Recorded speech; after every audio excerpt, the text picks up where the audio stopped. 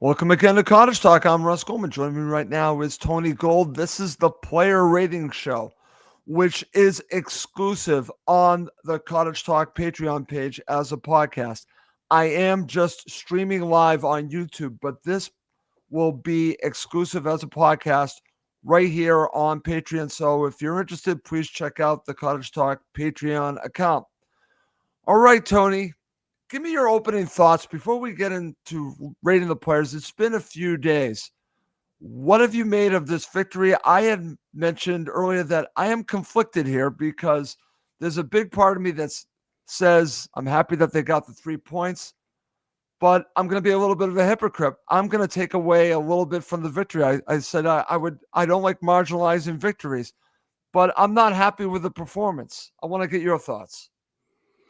Yeah, I've actually watched it back, believe it or not, and it was hard to watch that first half back, let me tell you. But look, I think we have to break it down into two sections, really. And the first section is, at the end of the day, and we've discussed this, Russell, many times now, obviously, Fulham got the 3 points and they got the win, right? And at the end of the day, however Marco Silva set us up, and regardless of how negative people think it was, at the end of the day, he managed to get the points. He managed to get a clean sheet, and we managed to win the game. If we shift it to the second part, watching that kind of football is turgid. We lack ingenuity going forward. We don't really have an attacking threat. I feel sorry for quite a few of our players in our team, especially our front players, Munez and Raul, if he plays. They have to get through an incredible amount of work and basically pretty much create any opportunities for themselves, which is very difficult when you're playing a side like Leeds United. And obviously, when we're at home and we want to make Craven Cottage a bit of a fortress, I think there are better ways in which we can do that and utilise the attacking flair and the quality that we've got within the squad. But I just get the feeling at the moment that Marco Silva just doesn't trust it. He's too scared to lose a game of football rather than going to win a game of football. And at the moment, that is evident. And unfortunately, what it produces is this, really sort of negative, sort of boring, if you like, football, which is what we're getting at the moment. I mean, that first half was as bad a half of football as I've seen at Fulham for a very, very, very long time. So it's interesting because does the end justify the means, getting the 3 points? I think if you look at it that way, you would say yes. But if you want better for Fulham Football Club like you and I do, you don't want them to be playing Leeds United like this. I think that's what's disappointing to me. You want them, when you're at home, when you're playing teams that, let's be honest, that were just promoted, probably going to be near the bottom of the league. You don't want to be playing like this. Does it get the result? Yes. But it doesn't make me feel like it's going anywhere, meaning that I think you need to build something. And this is not a building block. This is just finding a way to win, which, like I said, this is where I'm conflicted because I normally talk about this. I don't care. Find a way to win. But we're early in the season, and I want to be able to look at this team and say, you know what? They're building something. There's something there that goes beyond just getting the victories. Maybe there's more to this team than just mid-table. And what I saw on Saturday is just mid-table. But there are glimpses of there might be more than that. But I wanted to see a different tactic. And what I saw was something that was very conservative. And we're going to talk about where I thought it was conservative when we break down the players. I think that's what disappoints me. There was an opportunity not to be so conservative. But in the end, Marco can point. We got all 3 points, Tony, and I get that. All right. So let's get into rating the players. Let's start with Bernd Leno. Didn't have a hell of a lot to do, but he did have some saves to make, and a couple of significant saves. Well, one majorly significant save in the second half. Your thoughts of Leno? Yeah, look, I mean, to be honest with you, actually, Leeds would probably be disappointed that they weren't a goal or two up in the first half is the honest truth. But look, he's Mr. Consistent, isn't he, Russ? Yep. He's very reliable more often than not. He very rarely makes a ricket or mistake. He's got it in him, but at the moment, he's been probably Fulham's most consistent player in the last 3 years. I always say it, we're very lucky, we're blessed to have him. And yeah, listen, he was commanding. He pulled off the saves that he needed to pull off when he was asked to do it. And for me, it's a solid 7. I was thinking about that too. I will give him a 7. Okay. So let's move on to Kenny Tete. Actually, someone had him as his man of the match. And I thought Kenny Tete was solid. I'm going to go for a 7.5 for Kenny Tete. Yeah, I'd agree with that, Russ. I think, one of his better games, definitely. Worked very hard.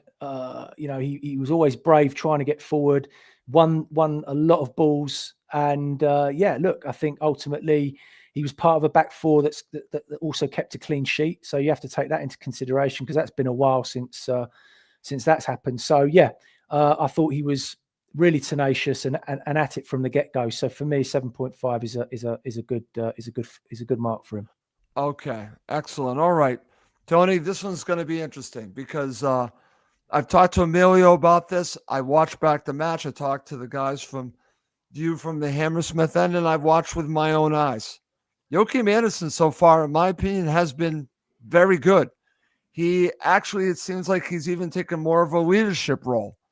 He got the captain's armband. Tony, I think that he was very good in this match. I'm going to say commanding at times, 7.5. Some of the passes didn't come off, but I thought he was a leader by example. Okay, well, I'm pleased you're sitting down at the moment, Russ, because I'm going to shock you right now. Okay. Listen, he's come under a lot of scrutiny in the last year and a half, especially I've been probably one of his big critics in terms of the way he defended last year, his lackadaisicalness, just his inability to defend the way that you want him to defend. And obviously at the moment, it's very, very early days. But if that's the Joachim Andersen that we are going to see for the rest of the season, then bring it on. I thought he was the kind of £30 million defender that you'd expect him to be. And for me, and I'm pleased you're sitting down, Russ. Yep. He was my man of the match. Whoa. Okay. And I'm going to give him an 8. Wow. Okay. That is fascinating. You go into Joachim Andersen. Because I think he was the catalyst to why we kept a clean sheet. Yeah. He did his job as a centre half. He won his headers. He won his tackles. And like you said, giving him that armband, I think sort of elevated him a little bit in terms of his responsibility. And he took it on his shoulders and he delivered. And as far as I'm concerned, if you keep a clean sheet, and he was instrumental in that in a big way, he deserves the credit this time round, 100%. Okay. We're going to go back here. Is it possible that he was more injured than we imagined, that maybe he has gotten his legs back? Is it possible that this is the player that we thought we were going to get, but he got injured, and now we're seeing the player? Because I'm noticing more pace in him. I didn't see him being beaten by pace. I think he's going to be tested upcoming, very much so against Brentford, okay? I think that'll be a true test. But he looks like he has more pace, Tony. Anything's possible. Anything's feasible. As I said, it's early days, and I'm not going to jump in there and say suddenly Anderson's this world-class centre-half. But listen, he's got it in him.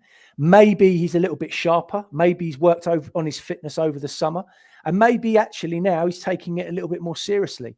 So all of those factors, rolled into one, give you what you got on Saturday. And like I said, if he continues to perform at that level and show that consistency, number one, it's only a good thing for Fulham. Yep. But number two, we should, with the other players around him, be keeping more clean sheets moving forward. Okay. And maybe it's the haircut. I'm just kidding. Yeah, okay. All right. Let's move on to Calvin Bassey. Now, if you're getting performances like this from Andersen, now Bassey can be the compliment. I think that's where I'm going on this. What did you make of his performance? Yeah, listen, he was Calvin Bassey, wasn't he? solid, dynamic, reliable. He's a centre half that maybe takes a few more risks than you would like him to do. And I think a couple of times he got caught out. But I don't mind that because, you want players to express themselves. First and foremost, you want him defending and making sure that he's doing that job. And, at the end of the day, they did that. And I think he was, relatively conservative for him. So for me, it's a 7. Okay. I'm going to go with you with a 7 for Calvin Bassey. All right. So now let's talk about Ryan Sessegnon. And I'm a big fan of Ryan's. I called it before the season started that he would be the player of the season. I don't think that's going to play out this way, partially because of the players that they brought in. I'm talking about Kevin and maybe Chikwueze too, because I think eventually he might get squeezed out of playing there because I think Jedi will slot back in at left back. I think that's ultimately what's going to happen. What do you make of his performance? It wasn't spectacular. It wasn't terrible. I thought it was average. What did you make of his performance? Look, I think we've got to be fair to Ryan Sessegnon. At the moment, he's filling a void that Anthony Robertson can't fill at the moment. So he's stepping in there. We know he can do a job there, Russ, and that's what he did on Saturday. He did a job. Yep. I don't think he's happy playing there. I think he'd much prefer to be playing further up the pitch. And we know that when he plays further up the pitch, he's much more effective because he can use his qualities a much better. And there's not so much of a sort of a thing on him to make sure that he defends the way that he needs to. But look, he was solid enough. Yeah, listen, he got caught a couple of times and stuff like that. But look, at the end of the day, he did a job. And, if you're going to put someone in there to do a job, why not Ryan Sessegnon? He's got a decent left foot. He has played there before, and I thought he did okay. So for me, it's going to be a 6.5, Russ. Okay. I'm going to give him a 6. So that's where I'm going on Ryan Sessegnon. Okay, Tony. Now we're going to talk about central midfield. Before we go into talking about Lukic and Berger and then Josh King, I'm going to share this tweet from Cottage Tactical. Anyone that is on X has seen Cottage Tactical. He does an excellent job breaking down the players, breaking down the matches. So I'm going to share this because I think this is what disappointed me basically about these two guys who I actually both like and I think are valuable together in certain matches. I'm going to say against the bigger clubs, especially on the road, play them together. At home, Tony, I don't play them both together. That's just the way that I'm looking at it. So here is the tweet that came out a couple of days ago. I'll read it to you and I want to get your thoughts. Firstly, the thing that barely changed, the Berger-Lukic partnership. Both wonderful players taken together in fixtures like this, the footballing equivalent of playing with a handbrake on. 4 of Sander Berger's 48 passes were progressive, 3 of Lukic's 30 from open play. Tony, this is my issue. My issue here is that we went conservative and it starts here. It limits you to how you can attack. I truly believe that playing these two together against an opponent like Leeds United, you should not be playing them together. I want to get your thoughts before we move on to talk about their ratings. Bravo, the Cottage Tactico, because he's absolutely spot on. And we talked about this to death last week, Russ, if you remember correctly, Yeah. and ultimately, unfortunately, the irony of it all is playing Berger and Lukic together at home is stifling us. It's a fact. And there you go. There you've got the stats right in front of you. Yep. And that is why we are struggling in the final third in opposition's halves, because we're not progressive enough in the final third. It's bloody obvious to see. And yeah, listen, I'm all for Berger and Lukic playing in certain games away from home to shore us up, to make sure we're a little bit more solid in midfield. I get it. But, there has to be a mindset change for Marco Silva at home. And I go back to the fact that Marco Silva has got himself into a mindset of too scared to lose a football match rather than going to win it. And you have to be brave. You have to be fearless. And I understand managers' jobs are at risk. Points are important. Results are important. This is what the game, I get it. I understand. But it's also, Russ, finding that fine balance between what takes you there and what doesn't. And ultimately, Saturday was a prime example of why you cannot play those two at home against a team like Leeds United, because you get absolutely nothing going forward. Nothing. He played not to lose. I'm going to say it right now. I said it on the shows already. He played not to lose. You get nothing going forward, as you just said, and you limit yourself to certain situations that ended up happening again. Fulham are fortunate that they won the way that they won. They're again, we're going to talk about Kevin coming up, but you have some moments of brilliance that leads up to obviously Fulham winning the match. But you have a situation where as Cottage Tactical said, Fulham had the break on. What are you doing having that type of mentality against Leeds United at home? He gave them way too much respect, Tony. I think I could tell before the match the way he was talking about Leeds United that he had a lot of respect for them, but I think he gave them way too much. Instead of thinking about we need to win, it's more important that we take it to them than to play this way where he's kind of hedging his bets.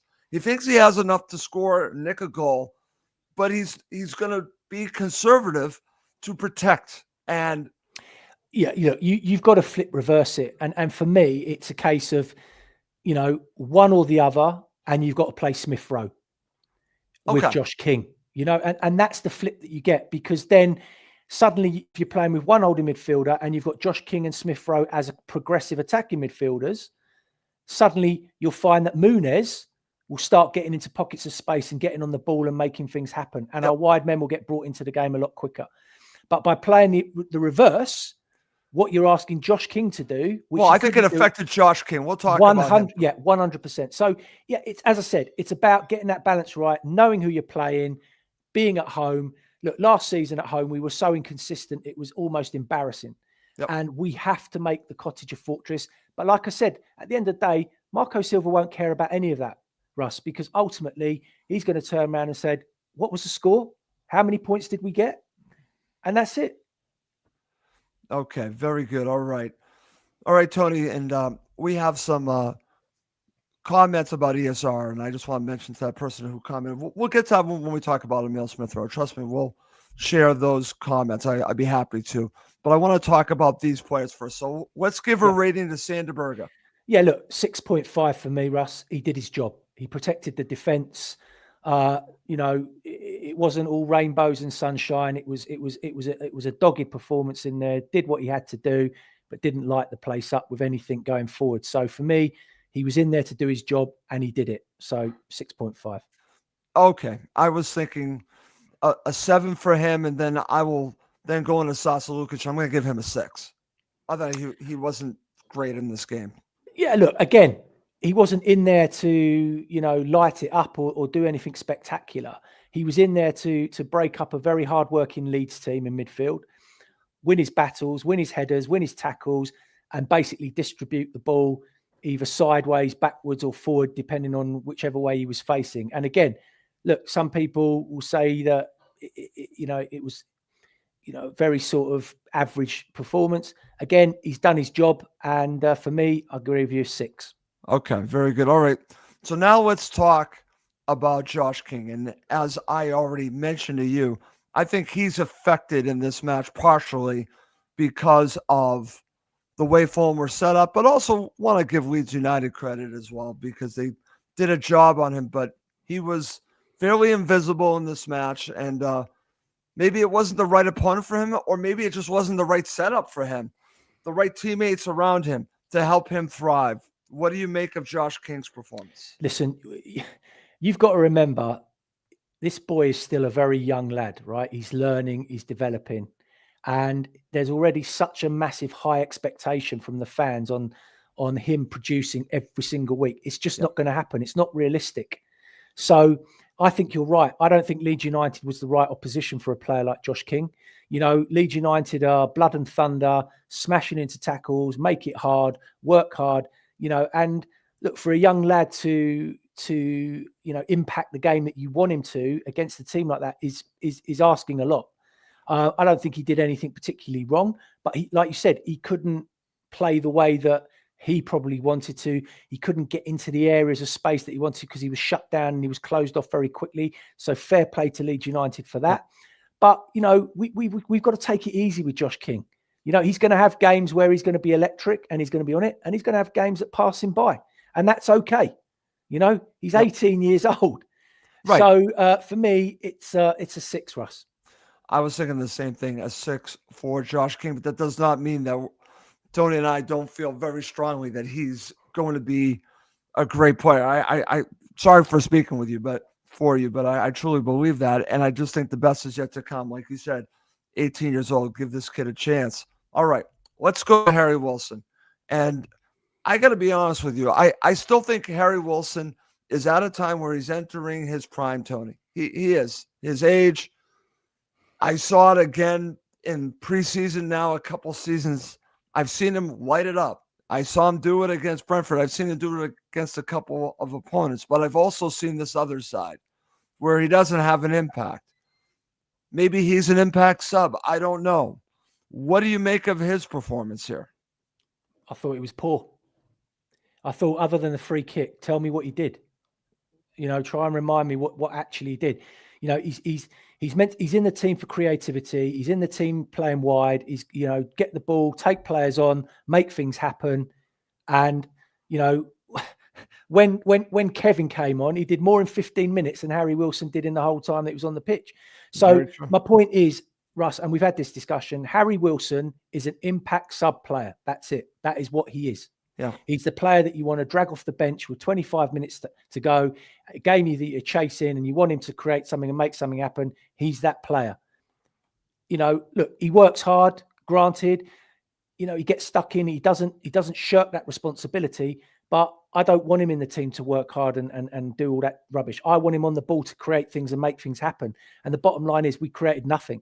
That first half was tedious, and he was a part of it, unfortunately. So for me, it's a 5.5. Okay, I was thinking of a 6, but I can definitely see why you went that low.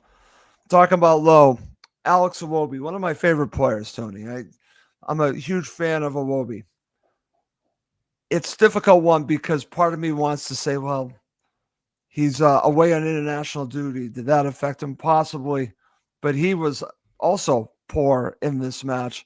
I'm going to say it right now. I'm going to say a 5.5 for Iwobi. Disappointing performance coming from him. And honestly, I wanted him to play in the middle and sit one of Berg and Lukic, but maybe he again, playing so many minutes in international duty, he just couldn't do it. What do you make of Iwobi in this match? I agree with you. 5.5 is a fair reflection on his performance. I think, again, I thought it was poor.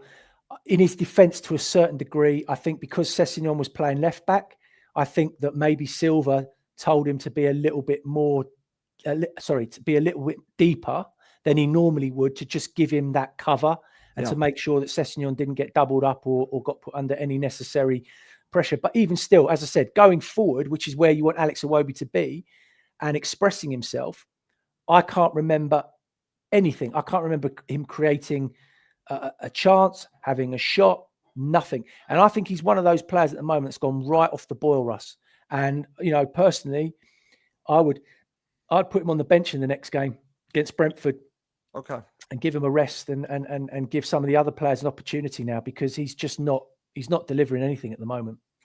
No, he's not, Tony. That's just the facts. The facts are basically what we're watching. And I'm a big fan of Iwobi. I know he has a lot to offer Fulham. Maybe, again, a rest is not such a bad thing for him. And then we can see the Iwobi that I know that is still there. I don't think he's past it or anything like that. I just think that he's played a lot of football, and maybe it is catching up to him. We said that last season.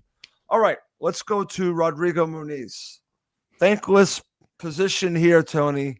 The way Fulham are set up, it's very hard on him. What do you make on his performance? I don't envy him, Russ. And I actually feel quite sorry for this lad, because I think there's a really good player there. I think he's got a lot of ability. I think he's developing brilliantly. We haven't seen anywhere near the best of him, but I think Marco Silva is stifling him in this formation and playing him as the one. I think it's killing him. And you know, he works incredibly hard. He puts himself around. You know, he's got these physical attributes that are great, unsettles defenders. But you want your centre half in the 18-yard box or 6-yard box, you know, receiving balls and putting them in the back of the net. That's what you want your centre forward to do. And he's doing everything else apart from that at the moment. Right. And it's highly frustrating. So no wonder he can't get any rhythm and can't score goals and get into games at the moment, because we're not getting him the ball. And you know, this is one of the major problems with Marco Silva's formation and the way that he's setting us up. And you know, it's something that has to be addressed, because eventually it will catch up with us, Russ. You know, goals win football matches. We're not going to go into every single game winning 1-0 or nicking 1-0 results. It's just not going to happen. So that needs to be addressed. But for me, from his performance, I thought it was a solid 7. I thought he worked really hard but never got the opportunity to get in the game because he wasn't given the opportunity. Okay, I'm going to agree with you on that. We're going to go with a 7 for him. Works very hard. Adama Traore comes on, and ESR, we'll talk about him next, I think, made a difference. What did you make of Traore? Look, the thing I love about Traore is the minute he steps on the pitch, he wants to be dynamic. He wants to get at players. He wants to use his pace and have a go. And that's what he did. He did more than Harry Wilson did when he got on the pitch, and you know, he only got 30 minutes. So, look, it's always a gamble when you throw someone like him on, because you just never know what you're going to get. Right? It's that box of chocolates again that we talk about. We're talking about and look, he can always make something happen. In this particular game, he didn't, but at least he brought in an injection of energy, which is what we needed. So for me, it's going to be a 6, Russ. Okay, I was thinking about a 6 as well, so I'm going to go with you on that. Okay, so let's talk about ESR. I do have some comments, so I'm going to just share from Dylan here. He actually has a couple of comments, so I'll share them first. Because what's happening in center mid? Do you think ESR can start in there? I find it difficult to believe that Marco still doesn't trust him to do his job. Did Silva want ESR? I actually believe he did, absolutely. I think he wanted to build the team around ESR, but I think there have been issues with Emile Smith-Rowe's overall play that have taken away from that.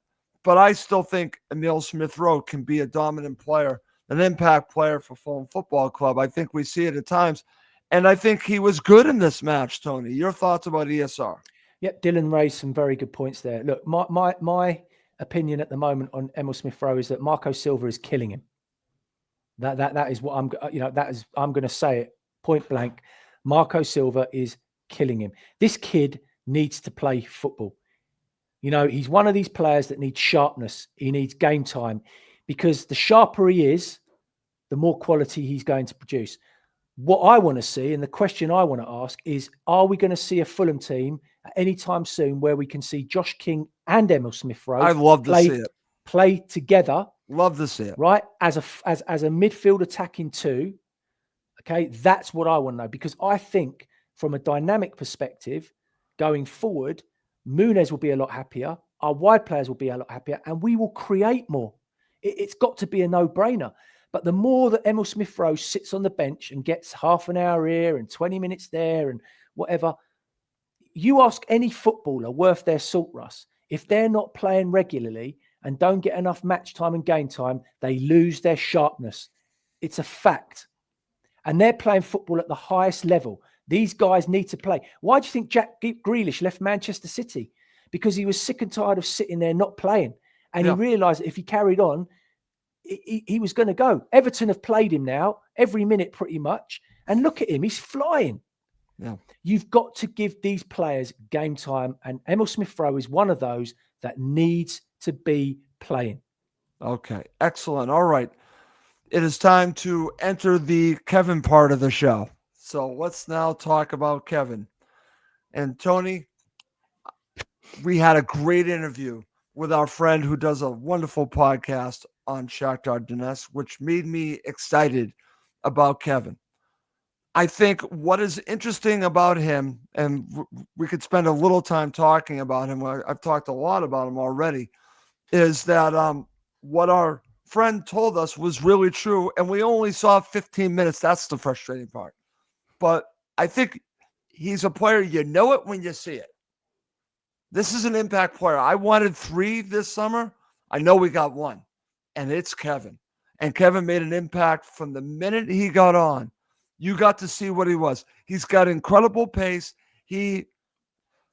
There's no fear in this guy. He wants to take you on, and he wants to go at the net. He wants to shoot, and he wants to get his teammates involved. Some of the passes he made, Tony, was like, where? I mean, Tony Gale was blown away by one with his foot that Kevin made. So, what do you make of this performance from Kevin? 15 minutes. My first thought is, why was it only 15 minutes? Yeah, look, I'm going to be a little bit more reserved than you, Russ. Okay. I think it's very early days, but look, there's a few facets here. The first one is I was very disappointed he didn't start the game. I said that to you. Really disappointed. And then I was even more disappointed that Marco Silva felt that he could only bring him on for 15 minutes in the most dour game that you've ever watched in your life, when it was crying out for a spark. Even at half time, you could see it. And anyway, so that was disappointing all round. However, having seen him in that 15 minutes when he did come on, you now get a very good understanding as to why Fulham broke the club record to bring him in and pay for him. Clearly, typical Brazilian, very skillful, very dynamic, clearly has a lot of pace, certainly loves a step over. Loves it. But look, as I said, I'm not going to get too excited too early because, as I said, at the moment, it's a 15-minute cameo, if you like. Yeah. I need to see him impact a game, start a game, and just watch him grow and see what he brings. But there's no question that there is a fantastic player there that, providing he's looked after and given, the right amount of time and to settle in and get that game time in him, then look, he could be the game changer, the match winner that we've been, looking for and searching for a very long time. So I am excited, but I want to keep it low key at the moment because, if he has an unbelievable season, he'll probably be off to Real Madrid next year. Oh man! Well, that's let's not talk him up too much. Okay, but look, I think for me, when he came on, he definitely changed the dynamic, changed the game, and for me, 7.5. Russ. Okay, that's where I'm going. I'm going with you on that. I was thinking 7.5. Okay, finally, let's just talk in general terms about Tom Kearney and Raul Jimenez coming on. Yeah, look, I said ultimately, he's thrown them on. Muniz ran his race, I think, and he was just hoping that maybe Raul could offer something different. And then Kearney, maybe he's just thought, I just need a bit more quality in midfield, maybe go for it a little bit more. So he's done that, but there was so little time for them to really impact the game. And it was only really at the end of the day, a corner that's come in and a freak goal that, he would never be able to do again if you tried it 100 times. He could never do that again, Russ. It was just an absolute freak of a goal. And actually it changed the whole end of the game, because if Fulham had finished that game 0-0, Marco Silva would have been absolutely vilified. He would have been under a lot of pressure to explain what the hell that performance was all about. Yeah. But actually it took that away. The goal, obviously, in winning the game, it just took that all away. But yeah, he's a lucky guy, because honestly, he would have had some serious questions to answer after that. Totally agree. And that's going to lead us to talk about Marco, because you and I, we've talked off air about this. We talked about this before the match. I said I thought he was going to do this. I thought he was going to play those two together. And I thought he wasn't going to start Kevin. I thought I ended up being right. And I'm not happy that I'm right. I'm actually upset that I'm wrong. Because I think that he went in with this mentality.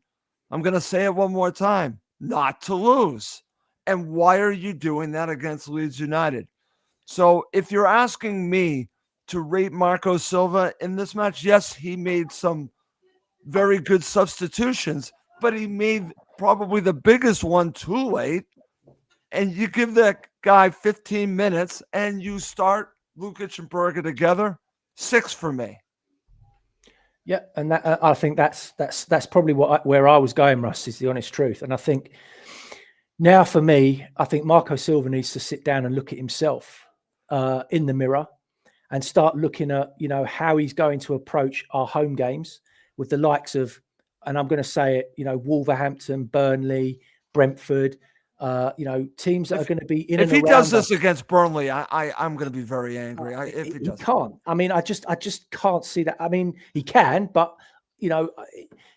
genuinely, fans will start to get irritated because no one wants to turn up and watch that garbage every week. That's the truth, And I know we won the game, we got the points, but the football was so bad, Russell. It was so bad to watch. And you got to remember, people are paying, a lot of money, some of them, to watch that. And you're coming away from there thinking, did I just lay out 80, 70, 60, 100 quid to watch that garbage? I might as well have gone and watched the non-league team down the road. I would have seen more goals, and a better game of football, is the honest truth. So, as I said, it's about finding that balance. I think he's definitely got to be braver at home.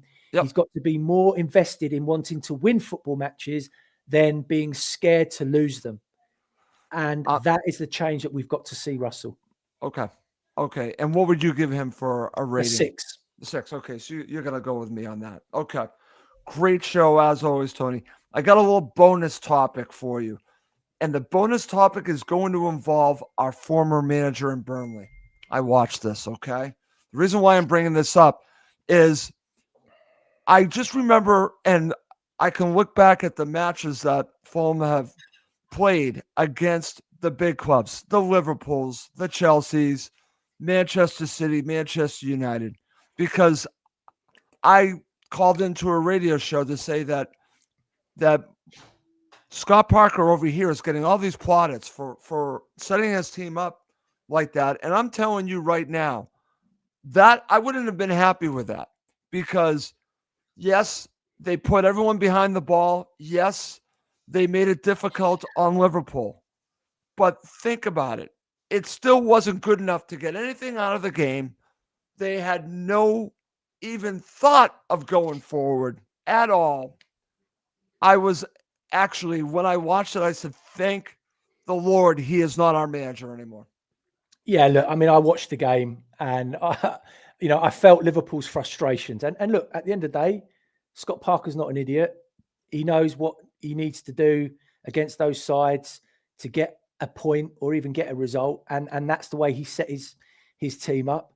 He'll be absolutely gutted and probably furious that the Burnley defender Hannibal lost his concentration at that one moment. That obviously in the end. But you know what? They deserved it, because you're going to play that negatively and keep 11 players literally behind the ball for the entire 90 minutes. I mean, at one point, I think 11 players were literally on the edge of the 18-yard box at one point. All 11 players, including the centre forward. That's right. And I saw, when he brought Broja on and all the, I mean, look, he deserved to lose that game because of the way that he's so negative. And unfortunately, that's the only way he knows how to play in the Premier League. But that's so don't my expect point. anything different at Craven Cottage. When he comes to the Cottage, Burnley will be sitting literally on their 18-yard box, and it will be, come and break us down. Right. And listen, the reason why I brought this up is here we are, we're talking about our match, and then I'm looking at this, right? And I'm thinking, Leeds United at least had some kind of feel that they were going to try to go forward. I never felt that way from Burnley. And the argument that was made to me is, well, what do you expect them to do? And my argument back is maybe be a little bit braver than he was. Maybe find a common ground to not be that negative, to be that all in. But he was that all in. And if he was a little expansive in his time at Fulham, I would feel a little bit differently. But this is how he plays. He's very negative. Yeah, and it was just on display. And he's getting all kinds of credit for being negative. And I couldn't have it. I called in. I couldn't have it. And I was just so fed up with the Scott Parker loving. And I still don't get it, Tony. Look, he had an unbelievable season last year in the Championship with Burnley. He's had seasons with Bournemouth and Fulham and so on and so forth. And I'm of the opinion, Russ, look, if you're going into the Premiership, the so-called best league in the world, and you're going in with an inferior team, my motto would be, do you know what? I'm only going to have a season and a half here, probably two, before I get sacked. So I'm just going to take the ball by the horns and I'm going to go and enjoy it. And I'm going to go and set us up and I'm going to go and let our fans enjoy the football that we play. And I'm going to go and try and win football matches rather than not try to lose them. Right. And you know what? If it costs me my job, it costs me my job. But at least I stick to my principles. And at least I'm trying to entertain the fans and give them what they want rather than this negative, boring, horrible football, which no one wants to see. No one. And if he actually thinks that's going to keep Burnley in the Premier League, he's sorely mistaken. It's not going to work. Listen, it might do, but there's every chance that it might not. And that's what I'm saying. If you're in it, why not go and enjoy it and make the most of it? And I just don't think he is. Exactly. I don't care about Scott Parker. Okay, enough. I shouldn't have even brought him up, Tony, because that adds on a negative note. On a positive note, we have a huge match coming up on Saturday. I cannot wait for it. Tony, let's just talk about just briefly.